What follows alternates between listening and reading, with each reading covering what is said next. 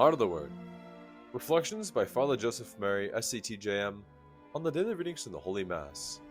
Memorial of St. Augustine, Bishop and Doctor of the Church. Wednesday of the 21st week of Ordinary Time. Our hearts are restless. God bless you, dear family. Today in the Heart of the Word, we celebrate the feast of St. Augustine, Bishop, Doctor, and the greatest of the Latin Fathers of the Church. St. Augustine is best known for three things. First, his extraordinary conversion to the faith.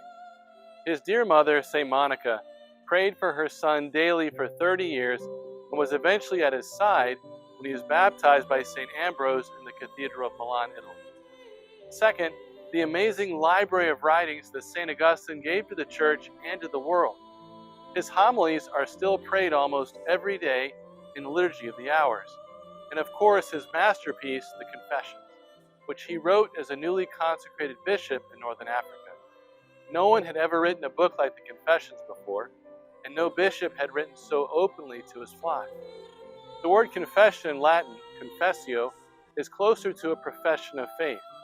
More than confessing his sins, which he does, St. Augustine was praising God for what he had done in his life by his mercy, and he was professing his faith, his total belief in the truth of Jesus Christ and all that the Catholic Church teaches.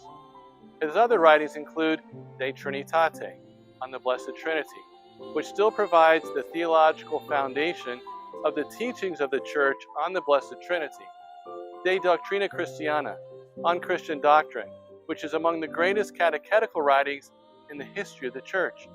In addition, it was Augustine who developed the basis of the sacramental theology of the Church, how the sacraments work, and even the name sacrament. All of that is due to St. Augustine. The goods of marriage, fides, proles, sacramentum, fidelity, the gift of children, and the sacrament itself, this is still the basis of the Church's understanding of the sacrament of marriage, as articulated originally by St. Augustine.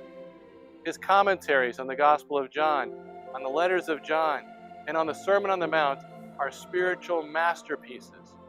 And finally, what many consider to be the greatest work in the Latin language, not only theologically or historically, but for the breadth and the depth of its teaching and the beauty of the Latin itself, the City of God. And third, the great pastoral mind and heart of St. Augustine the Bishop, who had to deal with the Pelagians, the Semi-Pelagians, and the Donatists, as well as the ensuing collapse of the Roman Empire. It was Augustine who preached the absolute priority and necessity of grace in every moment of our life. And it was also Augustine who preached compassion and patience, especially for our separated brothers and sisters and those who struggle to live the demands of the Christian faith. Today we give thanks for the conversion, the writings, and the pastoral heart of St. Augustine, the Doctor of Grace. Let us listen to these words of Mother Adela.